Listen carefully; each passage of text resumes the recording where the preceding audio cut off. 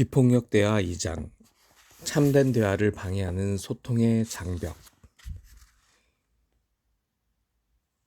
무엇이 우리를 본성인 연민에서 멀어지게 하는가를 연구하는 동안 나는 사람들이 서로 폭력적으로 행동하게 하는 특정한 언어와 대화 방법이 있다는 것을 발견했습니다. 나는 이를 가르쳐 삶을 소외시키는 대화 방법이라 부르기로 했습니다. 도덕주의적 판단. 삶을 소외시키는 대화 방법의 대표적인 유형은 도덕주의적 비판이 있습니다. 이것은 자신의 가치관과 부합하지 않는 타인의 행동은 나쁘다든지 부정하다고 판단하는 것입니다. 이러한 판단은 다음과 같은 말로 나타납니다. 너는 너무 이기적이어서 문제야. 그 애는 게을러. 그들은 편견에 가득 차 있어. 그것은 당치 않아. 비난, 모욕, 비판, 비교, 분석, 낙인을 찍어버리는 말 등이 모두 판단하는 말입니다. 수피 시인 루미는 옳은 일, 그른 일이라는 생각 저 너머에 들판이 있네. 우리 거기서 만나세 라고 말했습니다. 삶을 소외시키는 대화 방법은 옳고 그름을 따지는 생각으로 가득 찬 비판의 세계에 우리를 가둬버립니다. 비판은 사람들과 이들의 행위를 이분법적으로 구분하는 말로 가득 찬 언어입니다. 이 언어를 사용할 때 우리는 다른 사람의 행동을 비판하면서 누가 옳고 그른지, 정상인지 비정상인지, 책임감이 있고 없는지, 똑똑하고 무지한지를 따지는데 몰두하게 됩니다. 나는 성인이 되기 훨씬 전에 이미 나의 내면에서 일어나는 일을 드러낼 필요가 없는 비인간적인 방식으로 말하는 법을 배웠습니다. 내가 좋아하지 않거나 이해할 수 없는 사람, 내 가치관에 부합하지 않는 사람들의 행동을 접했을 때는 그 사람들이 무엇인가 잘못됐다는 식으로 반응했습니다. 내가 하기 싫은 과제를 주는 선생님들은 심술을 굽거나 비합리적인 인간들이었고, 운전 중에 내 차를 추월하면 바보 같은 인간 하고 반응했습니다. 이런 언어를 사용할 때 우리는 다른 사람들의 행동이 뭔가 잘못됐다는 관점에서 생각하고 말하게 됩니다. 간혹 우리 자신이 다른 사람들의 행동을 이해하지 못했다거나 바람직한 반응을 보이지 못한 경우에는 비판의 화살을 우리 자신에게 돌립니다. 그래서 우리 자신이 무엇인가 잘못됐다는 관점에서 자신을 평가합니다. 이러한 비판의 세계에서는 우리나 다른 사람들이 무엇을 원하고 무엇을 얻지 못해 욕구불만을 느끼는지 중점을 두지 않고 잘못의 성질을 따지고 분석하는데, 그리고 단정하는데 기력을 소모합니다. 부부 사이에서도 이 같은 현상이 나타납니다. 내가 주는 것보다 더 많은 애정을 아내가 원한다고 느끼면 나는 아내를 의존적이며 애정이 결핍된 여성이라고 판단합니다. 반대로 아내가 표현하는 것보다 더 많은 애정을 내가 원할 때 아내를 무관심하고 둔감한 여성이라고 판단해버립니다. 직장 동료가 사소한 것에 나보다 더 신경을 쓴다면 그 동료는 내게 강박관념에 사로잡혀 있고 까다로운 사람이 됩니다. 반면에 내가 동료보다 더 세밀한 부분에 신경을 쓰는 사람인 경우에는 그 동료는 칠칠치 못하고 부주의한 사람이 됩니다. 다른 사람들을 이렇게 판단하는 것은 우리 자신의 가치관과 욕구의 비극적인 표현이라고 난 믿습니다. 이것이 비극적인 이유는 이런 식으로 우리의 가치관과 욕구를 표현할 때 우리를 걱정하는 행동을 하는 바로 그 사람이 우리에게 거부감을 가지고 방어와 저항을 하기 때문입니다. 설령 그들이 내 분석에 동의하고 내가 세운 기준에 맞는 행동을 하기로 한다 해도 아마 그것은 두려움과 죄의식 혹은 수치심에서 나온 행동일 것입니다. 누군가가 자신의 마음에서 우러나서가 아니라 두려움이나 죄책감이나 수치심에서 우리의 가치관이나 욕구에 응한다면 조만간 우리 모두가 비판의 대가를 치르게 됩니다. 안팎의 강요에 따라 우리의 가치관에 승복한 사람들은 우리에게 거리를 두게 됩니다. 그 사람들 스스로도 정서적 대가를 치를 수 있습니다. 왜냐하면 두려움, 죄의식이나 수치심을 피하기 위해 타인의 기준에 따라 행동했을 때 사람들은 자신에 대해 혐오감을 느끼고 자존심에도 상처를 입기 때문입니다. 게다가 마음속에서 그런 느낌이 연상되는 사람으로 우리를 보게 된다면 앞으로 그들이 우리의 욕구나 가치관에 호응해 줄 가망성이 적어집니다. 여기서 주의할 것은 가치 판단과 도덕주의적 판단을 혼동하지 않는 것입니다. 우리 모두는 삶에서 우리가 중요하다고 생각하는 바에 따라 가치를 판단합니다. 예를 들면 우리는 정직, 자유, 평화를 중요하게 생각하고 이에 따라서 가치 판단을 할 수 있습니다. 가치 판단은 어떻게 하면 삶에 가장 잘 이바지할 수 있는가에 대한 우리의 신념을 반영합니다. 다른 사람이 우리 자신의 가치 판단을 뒷받침하지 않는 행동을 했을 때 우리는 그 사람에 대해서 도덕주의적인 판단을 내립니다. 예를 들면 폭력은 나쁘다, 다른 사람을 죽이는 사람은 사악한 인간이다와 같은 우리가 연민을 표현하는 말을 하면서 자랐다면 우리의 가치관과 욕구가 충족되지 못했을 때 다른 사람 탓을 하면서 에둘러서 표현하지 않고 직접적으로 명확하게 의사를 표현하는 법을 배웠을 것입니다. 예를 들어 폭력은 나쁘다고 하지 않고 대신 갈등 해결을 위해 폭력을 사용하는 것이 두렵다.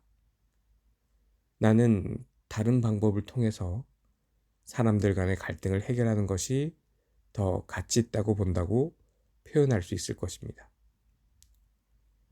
콜로라도 대학교 심리학과의 오제이 하비 교수는 우리가 쓰는 언어와 폭력의 상관관계를 연구했습니다. 연구 방법으로 세계 여러 나라의 문학 작품을 무작위로 추출해서 작품 안에서 사람을 차별하고 비판하는 단어의 사용 빈도를 조사하고 도표화했습니다. 연구 결과 비판적인 어휘를 사용하는 빈도가 높을수록 그 사회의 폭력 사건도 비례해서 많다는 것을 알 수 있었습니다. 사람들은 좋다, 나쁘다로 구별하고 나쁜 사람은 마땅히 벌을 받아야 한다고 생각하는 문화권에서보다 삶의 문제들을 인간의 욕구 측면에서 생각하는 문화권에서 훨씬 폭력이 적게 일어난다는 것을 믿을 만한 일입니다. 미국에서는 아이들이 주로 보는 시간에 방영되는 TV 프로그램의 75%가 주인공이 사람을 죽이거나 폭력을 가하는 장면을 내보냅니다. 이러한 폭력은 일반적으로 그 프로그램의 절정을 형성합니다. 나쁜 사람은 처벌을 받아 마땅하다고 배워왔기 때문에 시청자들은 이런 폭력 장면을 즐기게 됩니다. 폭력은 말로, 심리적으로, 아니면 육체적으로 가족, 종족, 나라 사이에서 일어납니다. 이 대부분의 근원은 갈등의 원인을 상대방의 탓으로 돌리는 사고방식에 있습니다. 또 다른 중요한 것은 자신이나 다른 사람의 취약성, 곧 자신이나 다른 사람이 무엇을 느끼고 두려워하고 동경하며 원하는가 하는 면에서 생각을 하지 못하는 점입니다. 우리는 이러한 사고방식이 얼마나 위험한지 미국과 구소련이 대립하던 냉전 시대에 보았습니다. 당시 미국의 지도자들은 러시아를 미국식 삶을 파괴하려는 악의 제국으로 간주했습니다. 반면에 러시아 지도자들은 미국인들이 러시아를 정복하려는 제국주의 압제자라고 했습니다. 양쪽 어느 누구도 그 같은 꼬리표 뒤에 숨어있는 공포를 인정하지 않았습니다. 비교하기. 비교하는 건 역시 비판의 한 형태입니다. 자신을 불행하게 만드는 법을 쓴 그린버그는 이 책에서 비교하는 것이 우리 삶에 얼마나 해로운 영향을 미치는지를 재치 있게 보여주었습니다. 그는 독자들에게 만약 자신의 삶을 정말로 불행하게 만들고 싶다면 자기 자신을 다른 사람들과 비교하는 법을 배우라고 말합니다. 비교하는 데 익숙하지 않은 독자를 위해 연습 문제도 몇 가지 내줍니다. 첫째로, 현대 대중매체의 기준으로 볼 때 이상적인 몸매를 갖춘 여성과 남성의 전신 사진을 보여줍니다. 그리고 독자들에게 자신의 신체 지수를 재서 사진에 나온 멋있는 모델과 치수를 비교해 보라고 합니다. 그리고 얼마나 차이가 나는지 곰곰이 생각해 보라고 합니다. 이렇게 하면 이 책에 쓰인 대로 됩니다. 우리는 비참한 심정을 느끼기 시작합니다. 더 비참해질 여지가 없다고 생각할 즈음 다음 장으로 넘어가면 첫째 문제는 겨우 준비 운동이었을 뿐임을 알게 됩니다. 육체의 아름다움은 비교적 피상적인 것이기 때문에 그린버그는 정말로 문제가 될 수 있는 성취면에서 우리 자신을 비교할 수 있는 기회를 줍니다. 가장 먼저 예시한 사람은 볼프강 아마데우스 모차르트입니다.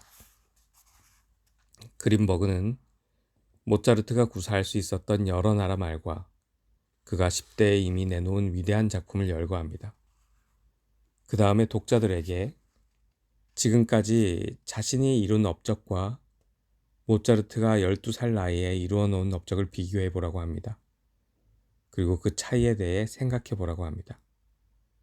이렇게 스스로 비참한 심정이 되도록 이끄는 연습 문제에 고통을 느끼지 않는 사람들도 이러한 사고방식이 우리 자신과 다른 사람들에 대한 연민을 얼마나 강력하게 막아버리는지는 알 수 있을 것입니다. 책임을 부정함. 삶을 소외시키는 대화 방법의 또 다른 한 형태는 책임을 부인하는 것입니다. 삶을 소외시키는 대화 방법은 우리 각자가 자신의 생각, 느낌, 행동에 책임이 있다는 의식을 흐리게 합니다. 때로는 내가 좋든 싫든 상관없이 꼭 해야만 하는 일이 있다는 말을 할 때가 있습니다. 이것은 우리가 보통 쓰는 해야만 해라는 표현이 우리 행동에 대한 스스로의 책임을 얼마나 모호하게 해버리는지 보여주는 사례입니다. 너는 내가 책임감을 느끼게 만들어 라는 말에서 느끼게 만들다 라는 표현은 말하는 사람이 언어 구사를 통해 자신의 느낌과 생각에 대한 스스로의 책임을 얼마나 쉽게 회피할 수 있는지를 보여줍니다. 나치 장교 아돌프 아이히만에 대한 전범 재판을 기록한 예루살렘의 아이히만이라는 책에서 지은이 한나 아렌트는 아이히만과 동료 장교들은 이렇게 스스로의 책임을 부정하는 언어를 자기들 사이에서 암트스프라헤라고 불렀습니다. 번역하면 사무용어 혹은 관청용어쯤이 될 것입니다. 예를 들어 자신들의 행동에 대한 이유를 누가 물어보면 그들은 이렇게 할 수밖에 없었다라고 대답합니다. 다시 이렇게 할 수밖에 없었던 이유를 물어보면 이들은 상관의 명령, 중대의 방침, 법이 그랬다 하는 식으로 대답했다고 합니다.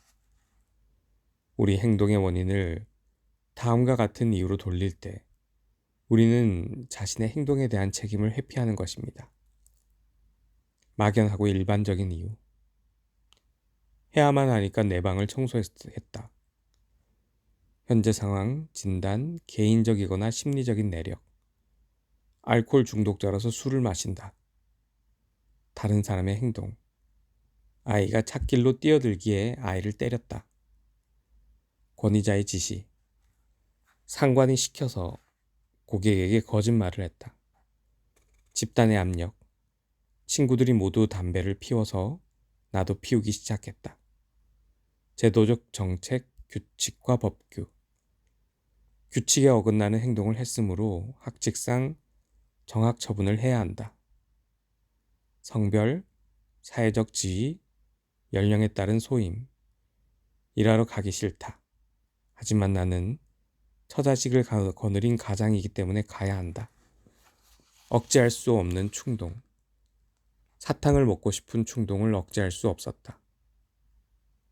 한 워크숍에서 학부모와 교사들과 함께 선택의 여지가 없다는 식으로 하는 말의 위험성에 대해 토론을 하던 중 한 여성이 화를 내며 다음과 같이 이의를 제기했습니다.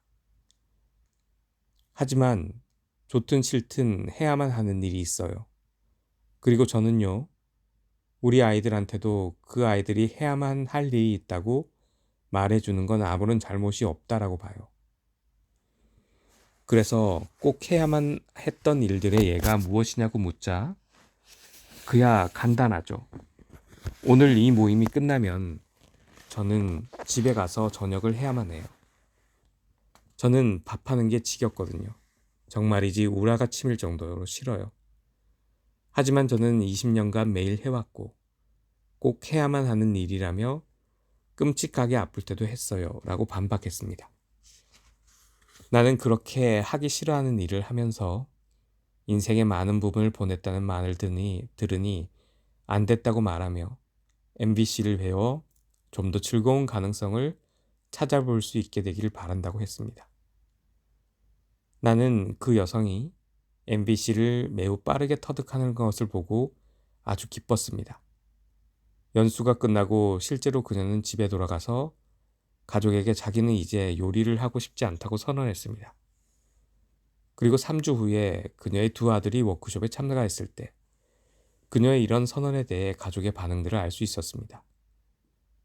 나는 두 아들의 반응이 궁금했습니다. 큰아들이 한숨을 쉬며 말했습니다. 저는 그때 하느님 감사합니다 하고 생각했어요. 어리둥절한 내 표정을 보고 그는 설명했습니다. 저는 말이죠. 드디어 이제부터 끼니 때마다 엄마의 이런저런 불평을 듣지 않겠구나 하고 속으로 생각했습니다. 자신의 행동과 느낌, 생각에 대한 책임을 깨닫지 못하면 우리는 위험한 인간이 됩니다. 한 번은 내가 어떤 교사 집단과 상담할 때였습니다. 한 교사가 학생들의 성적을 평가하는 일이 너무 싫어요. 별로 도움이 되는 것 같지도 않고 학생들에게 불안만 안겨주는 것 같아요. 하지만 성적 평가를 해야만 하죠. 교육청의 방침이거든요 라고 말했습니다. 때마침 우리는 자신의 행동에 대한 책임감을 잘 인식하기 위한 실습을 하고 있었습니다. 나는 이 선생님에게 교육청의 방침 때문에 성적 평가를 해야만 한다는 표현을 나는 무엇을 원하기 때문에 성적 평가를 하기로 선택했다 라고 바꿔서 말해보도록 제안했습니다. 그 교사는 바로 나는 내 직업을 유지하기를 원하기 때문에 성적 평가를 하기로 선택했습니다 라고 말했습니다. 그리고 재빨리 이렇게 덧붙였습니다. 하지만 이런 식으로 얘기하는 것은 별로 좋아하지 않아요. 왜냐하면 내가 하는 일에 책임감을 느끼게 하거든요. 나는 그녀에게 이렇게 말해 주었습니다. 바로 그러한 이유 때문에 당신이 그렇게 말해 주기를 바라는 겁니다. 나는 프랑스 작가이며 언론인인 조르주 베르나노스의 다음과 같은 의견을 공감합니다.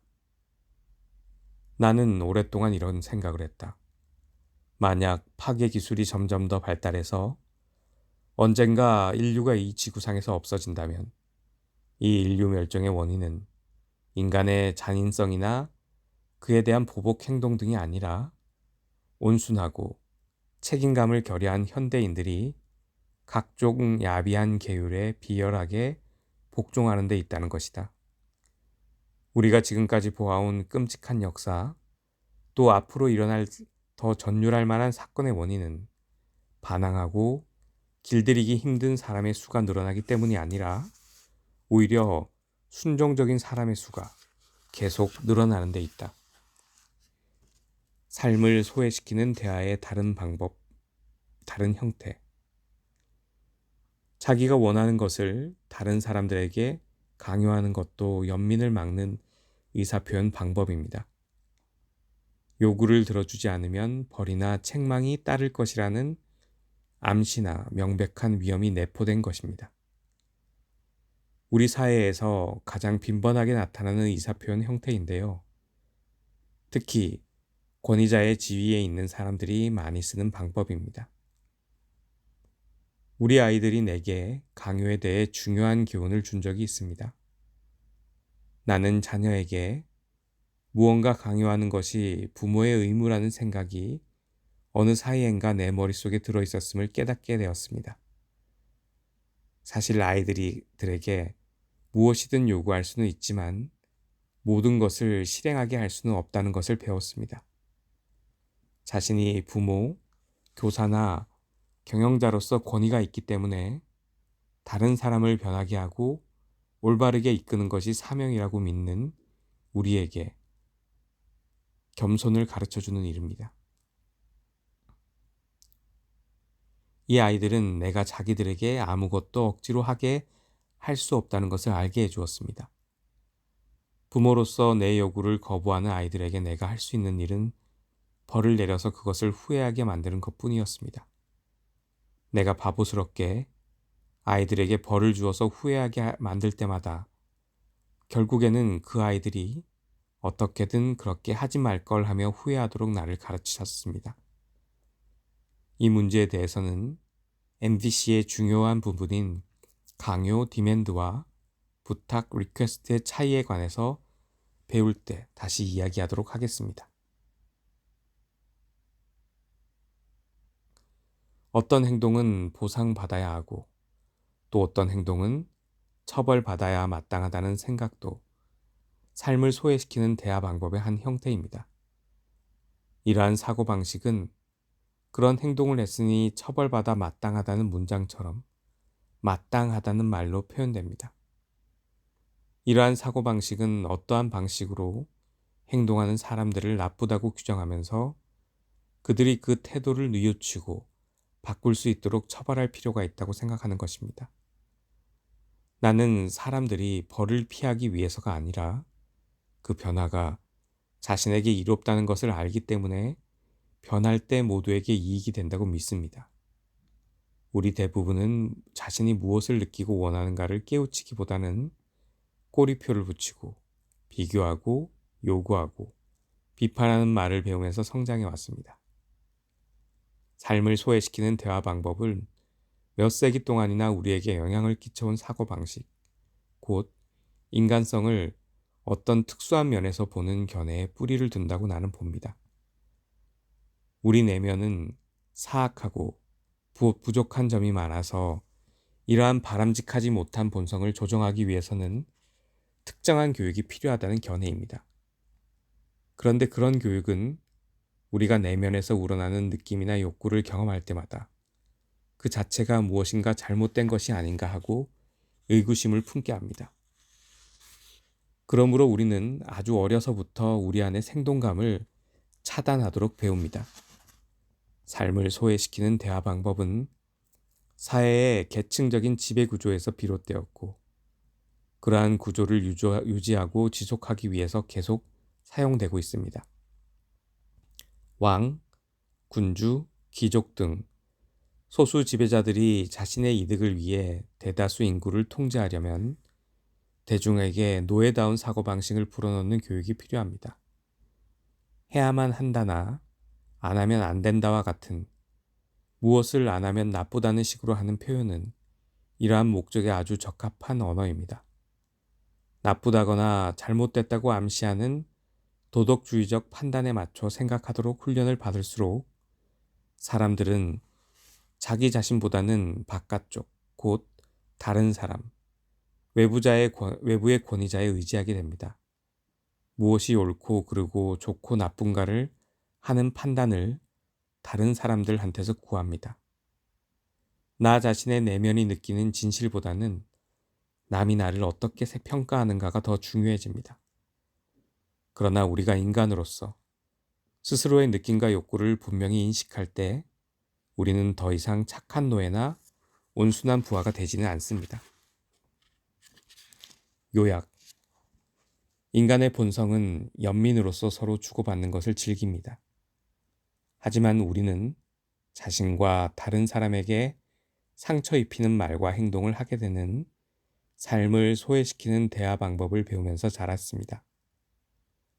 우리 기준에 맞지 않는 행동을 하는 사람들을 나쁘다고 규정하는 도덕주의적 비판이 그 한 형태입니다. 우리 자신이나 다른 사람들에 대한 연민의 흐름을 차단하는 또 다른 대화 형태는 비교하는 것입니다. 삶을 소외시키는 대화 방법은 우리의 생각, 느낌, 그리고 행동에 따르는 책임의식을 흐리게 합니다. 그리고 우리가 바라는 것을 강요 형태로 표현하는 것 또한 연민의 흐름을 차단하는 의사표현 방법입니다. 감사합니다.